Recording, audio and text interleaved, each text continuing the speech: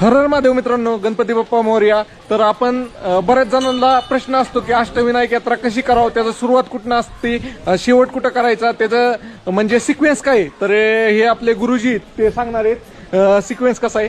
स्वस्ति श्री गणनायकम गजमुखम मोरेश्वरम सिद्धिदम बल्लाळो मुरुडम विनायक मडन चिंतामणी स्थेवरम लेण्याद्रव गिरिजात्मजम विघ्नेश्वर मोजरम ग्रामो रांजण संस्थितो गणपती कुर्यात सदा मंगलम. जेवढ्या पण गणपतीच्या यात्रा आहेत, अष्टविनायक असतील, 11 विनायक असतील, 1,001 कोटी एक विनायकांची यात्रा सांगितलेली आहे. त्या प्रत्येक यात्रेची सुरुवात ही आपल्या श्री क्षेत्र मयुरेश्वर मोरगाव पासून होते, कारण पृथ्वीवरील सर्वात पहिलं मूर्ती स्थापित मंदिर हे आपल्या मयुरेश्वराचं निर्माण झालेलं आहे. त्यानंतर दुसरा गणपती येतो सिद्धटेक, त्यानंतर तिसरा येतो पाली, चौथा येतो महड, पाचवा येतो थेऊर, 6वा येतो लेण्याद्री, 7वा ओझर आणि 8वा रांजणगाव. याप्रमाणे हा पूर्ण अष्टविनायकांचा सिक्वेन्स क्रम आहे. याला शास्त्रोक्त अष्टविनायक यात्रा असं म्हणलेलं जातं. ज्यावेळेस आपण 8 या गणपतींची यात्रा पूर्ण करतो, त्यावेळेस शेवटी परत आपल्याला श्री क्षेत्र मयुरेश्वरामध्ये येऊन त्या यात्रेची सांगता करावी लागते. म्हणून ही अष्टविनायकांची जास्त शास्त्रोक्त केल्याने श्लोकातच सांगितलंय की कुर्यात सदा मंगलम, की वर्षातून एकदा जरी ही शास्त्रोक्त अष्टविनायक यात्रा प्रत्येक गणेश भक्तांनी भाविकांनी केले तरी त्याला कुठल्याही बाबा बुवा ज्योतिषी भट याच्याकडे वर्षभर जायची गरज पडत नाही. म्हणून सर्वांना मी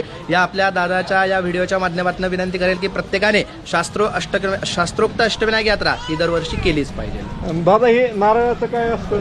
एकच नारळ घ्यायचा, त्या नारळावरती आपल्या मयुरेश्वर क्षेत्रामध्ये आल्यानंतर अष्टविनायक यात्रेचा संकल्प करायचा. संकल्प केल्यानंतर यात्रा आमची निर्विघ्नपणे पार पडावी म्हणून संकल्प करावा. ज्या नारळावरती आपण संकल्प केलेला असतो तोच नारळ 8 गणपतींच्या पायाला लावून घ्यायचा आणि शेवटी घरी गेल्यावरती त्या नारळाचा प्रसाद करून आपण खाऊन टाकायचा.